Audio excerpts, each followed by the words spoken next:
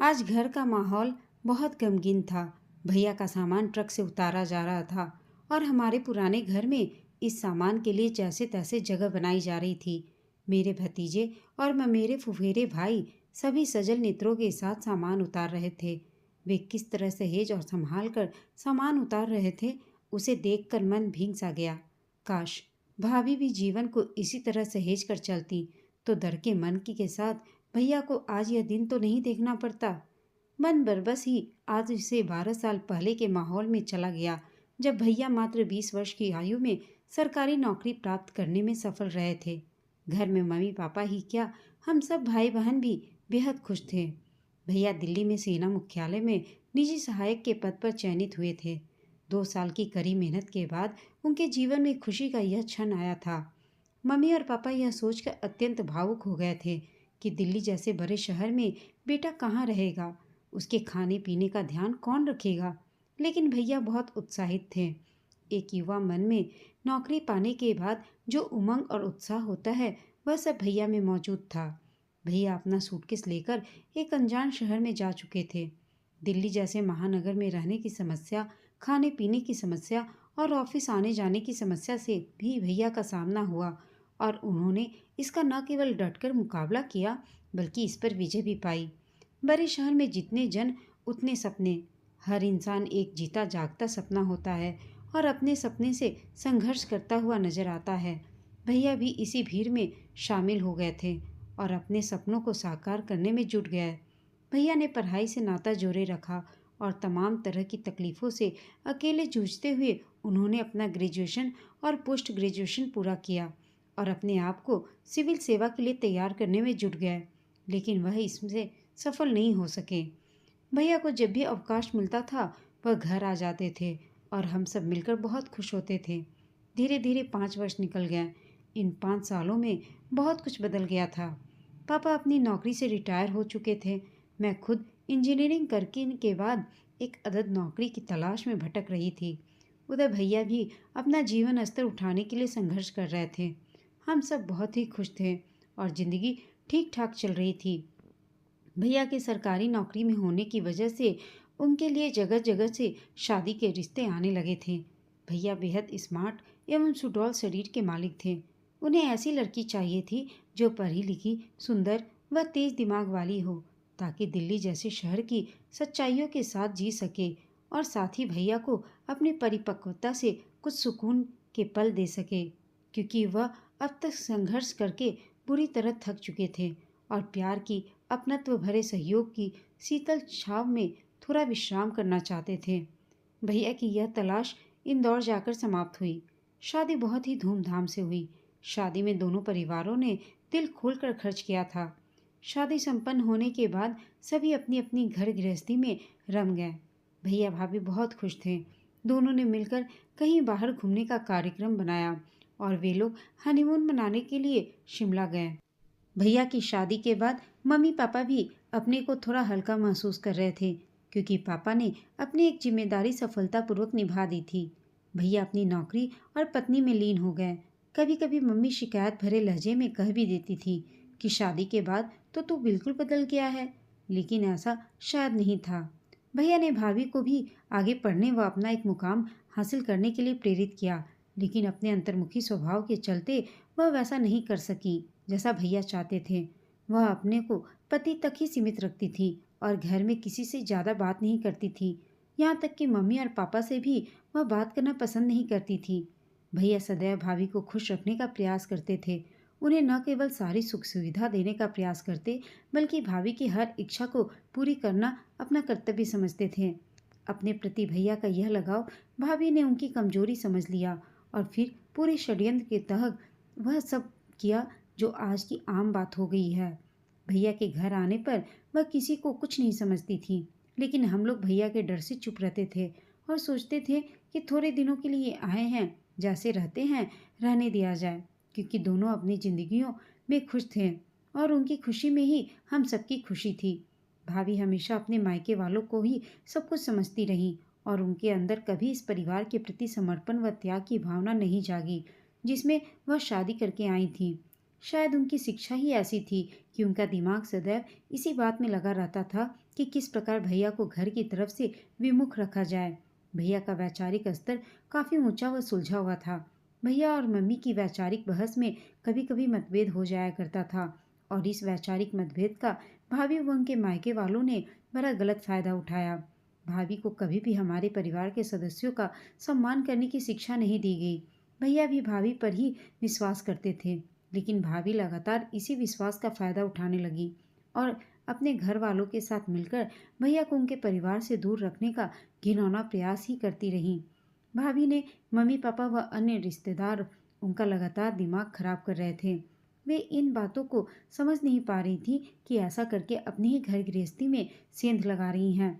भैया को उनके परिवार से दूर रखने की जो कुत्सित मुहिम चलाई जा रही थी, उसका पता उनको अपने ही ससुराल के एक अन्य सदस्य से लग गया, और भैया ने अपने ससुराल वालों के यहाँ आना जाना व उन्हें महत्व देना बंद कर दिया। लेकिन तब तक भाभी का दिमाग इतना खराब कर दिया गया था कि वह इससे उबर नहीं पा रही थी, और उन्हें वही सही लगता था जो उनके मायके वाले कहते थे, और आखिर तक इस मकर जाल से वह कभी नहीं निकल पाई। भाभी का दिमाग इतना खराब कर दिया गया कि वह भैया पर शक करने लगी। भैया की हर गतिविधि को शक के घेरे में रखकर देखने लगी, और उनका दिमाग एक कूड़ेदान की तरह हो गया था, जिसमें कितनी भी अच्छी बातों को डाला जाए वह सर ही जाती है। भैया ने भाभी को प्यार से कई बार समझाने का भी प्रयत्न किया और कहा कि अपना दिमाग ठीक रखो। भाभी के शंकालु स्वभाव के कारण भैया की परेशानी बढ़ गई और वह चिड़चिड़ हो गए। जब भाभी प्यार से नहीं मानती थी तो धीरे धीरे उनके बीच झगड़ा होने लगा और उनका घरेलू जीवन एकदम नीरस हो गया। दोनों अकेले रहते थे, लेकिन खुश नहीं थे। भैया भाभी को अपने हिसाब से रहने को कहते थे, परंतु भाभी का अहम बहुत ही चरम पर था। उन्होंने भैया की कोई बात न मानने की जैसे कसम ही खा ली थी। भैया को अपने सपने टूटने से लगे, और वह धीरे धीरे यह बात घर के बड़े बुजुर्गों तक भी पहुंच गई। भैया को यह जानकर भी बहुत दुख हुआ था कि भाभी के मायके वाले भी उन्हें समझाने को तैयार नहीं थे और लगातार षड्यंत्र रच रहे थे। भैया और भाभी के बीच का तनाव इतना ज़्यादा बढ़ गया कि उसे देखकर दोनों परिवार के सदस्य परेशान हो गए। भाभी चोरी छिपे अपने मायके फ़ोन करके उल्टा सीधा बताने लगी, जिसने जलती आग में घी का काम किया। समस्या के प्रति भाभी के मायके वाले भी गंभीर नहीं रहे, और उन्होंने कभी आमने सामने खुलकर बात नहीं की, और फिर वही हुआ जिसका सबको डर था। एक रात भाभी दिल्ली जैसे शहर से अकेली भैया को बिना बताए ही अपने मायके पहुंच गई। उनके घर के लोग पहले से ही इस योजना में शामिल थे। उन्होंने भैया को सबक सिखाने की ठान ली। उधर भाभी के इस तरह से अचानक चले जाने से भैया बहुत परेशान हुए और जगह जगह उन्हें ढूंढते रहे। भाभी के मायके फ़ोन करके पूछने पर भी उन लोगों ने भैया को नहीं बताया कि भाभी उनके पास पहुंच गई हैं। अंततः भाभी की गुमशुदगी की रिपोर्ट उन्होंने थाने में दर्ज करवा दी। इसी के बाद भैया के ससुराल के लोग उन्हें बर्बाद करने की सोचने लगे। भैया पर क्या बीत रही है।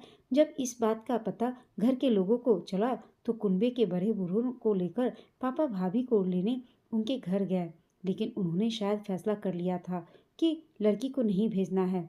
वहाँ सभी बड़ों का अपमान होता रहा और भाभी पर्दे के पीछे से यह सब देखती रही। क्या मेरे घर के बुजुर्ग उनके कुछ नहीं लगते थे? शायद नहीं। तभी तो वह हमारे परिवार की बुजुर्गियत को शर्मसार होते चुपचाप देखती रही थी। इधर भैया यह सोचकर बहुत ही परेशान थे कि जिस औरत के साथ वह पिछले 5 सालों से रह रहे थे और जिस पर वह अपनों से भी ज़्यादा विश्वास कर रहे थे, वह विश्वासघात कैसे कर सकती है। लेकिन उन्हें क्या पता था कि उस औरत की संवेदनशीलता मर चुकी थी। भैया ने कई बार भाभी से फ़ोन पर बात करने की भी कोशिश की, लेकिन उनके घर वालों ने भैया को अपनी ही पत्नी से बात नहीं करने दी। इससे बड़ा दुख तो इस बात का है कि भाभी ने कभी एक बार भी अपनी तरफ से भैया से बात नहीं की। भैया एक बार खुद भाभी को लेने पहुंचे तो ससुराल वालों ने सभी परंपराओं व मान्यताओं को ताक पर रखकर उनको बेइज्जत करके घर से निकाल दिया, और यह सब होते हुए भी भाभी चुपचाप देखती रही। इतना सब हो गया कि आपस का प्यार व विश्वास तार तार हो गया। रही सही कसर भाभी की उस हरकत ने पूरी कर दी जिसे आज औरत अपना सबसे बड़ा हथियार मानती है, और वह है भारतीय कानून की धारा 498। भाभी ने भैया पर कई बेबुनियाद आरोप लगाए, उन्हें चरित्रहीन साबित करने की कोशिश की, उन पर मारपीट करने, दहेज के लिए प्रताड़ित करने का आरोप लगाया, और ऐसे आरोप भैया के लिए मौत के समान थे। वह अपने पर लगाए गए आरोपों से टूट गया। भाभी ने मम्मी व मुझ पर भी आरोप लगाए, मेरी बड़ी बहन पर भी आरोप लगाए, जबकि हम सब उनसे करीब 1500 किलोमीटर दूर रहते हैं। लेकिन यह एक परंपरा चल निकली कि दहेज के घेरे में सभी को रखा जाए और परेशान किया जाए। भले ही सच्चाई से इसका कोई लेना देना नहीं, पुलिस भी कानून के आगे बेबस है। भैया के लिए इन आरोपों का आघात किसी वज्रपात से कम न था। उनका सारा जीवन तबाह हो गया। इस घटना के बाद हंसते मुस्कुराते भैया गम के गहरे सागर में चले गए थे, जहाँ से उबरना उनके लिए शायद अब कभी संभव नहीं होगा। और हम लोग उन्हें धीरे धीरे खत्म होते देखने के लिए विवश थे। भैया के लिए यह असहनीय बात थी कि वह एक ऐसी औरत के साथ पूरे मन से रह रहे थे जो पूरे मन के साथ उनके साथ नहीं रह रही थी। वह दोहरे चरित्र की साक्षी थी। उनके दिलो दिमाग में भैया के लिए कितना जहर भरा था, यह उनके द्वारा लिखे गए शिकायती पत्रों से पता चलता है, जो कि उन्होंने थाने में व भैया के ऑफिस में लिखे, और जिसके कारण भैया की सरकारी नौकरी भी चली गई। उस दिन तो भैया पूरी तरह से ही टूट गए, जिस दिन इंदौर की पुलिस ने माँ व दीदी को थाने में आने के लिए कहा। भाभी को इस बात का एहसास ही नहीं था कि वह क्या कर रही हैं। किसी की माँ बहन को पुलिस से बेइज्जत कराने का क्या मतलब होता है, यह शायद उन्हें मालूम नहीं था। और फिर क्या मेरी माँ तथा दीदी उनकी कुछ नहीं लगती थी? शायद नहीं। आज भैया बीमार हैं और बहुत ही थके थके से लगते हैं। वे भैया अकेले में बहुत रोते हैं और शायद उनका पुरुष मन उन्हें इस सब के सामने रोने नहीं देता। इसलिए वे रसोई में प्याज काटने चले जाते हैं, ताकि उनकी आंखों के पानी को प्याज की तिरपता समझा जाए। लेकिन मैं इतना नादान नहीं थी। मैं जब भी भैया को देखती यही सोचती कि इस देश का कानून क्यों एक औरत को इतने निरंकुश होने की इजाज़त देता है कि वह अपने अहम को शांत करने के लिए सब कुछ बर्बाद कर दे, किसी के भी आत्मसम्मान के साथ मनमाना खेल खेल सके। पूरे घटनाक्रम में भाभी पूरी तरह से स्वयं षड्यंत्र का शिकार नजर आ रही थी। भारत में औरत को त्याग, बलिदान व तपस्या की मूर्ति कहा जाता है, लेकिन भाभी तो छोड़ गई थी भैया को तिल तिल मरने के लिए। मुझे तो इस बात का भी आश्चर्य है कि वह इतना सब होते हुए भी प्रत्यक्ष देखने के बाद इस संसार में कैसे चैन से रह सकेंगी, कैसे वह अपने आप से नजरें मिला सकेंगी और इस दंश से अपने आप को कैसे मुक्त कर सकेंगी कि वह एक घर से भागी हुई तथा एक जिंदा दिल इंसान और उसकी रोजी रोटी की हत्यारिन है। ट्रक वाला मुझसे बाकी पैसे देने को कह रहा था और मेरी तंद्रा टूट गई। मैं वर्तमान में आ गई। भैया का सामान उतारा जा चुका था और भैया के स्वर्णिम कैरियर का दुखद अंत हो चुका था। इतना सब कुछ होने के बाद भी भैया वापस अपने घर आए, लेकिन भैया ने हार नहीं मानी और यहीं पर उन्होंने एक छोटा सा बिजनेस शुरू कर दिया। अपने अतीत को भूलकर वे अपने वर्तमान में जीने का प्रयत्न कर रहे थे। दोस्तों, आपको यह कहानी कैसी लगी कमेंट करके बताइएगा। साथ ही कहानी अच्छी लगी हो तो इसे लाइक, शेयर और चैनल को सब्सक्राइब अवश्य कीजिएगा। कहानी सुनने के लिए आप सबका धन्यवाद।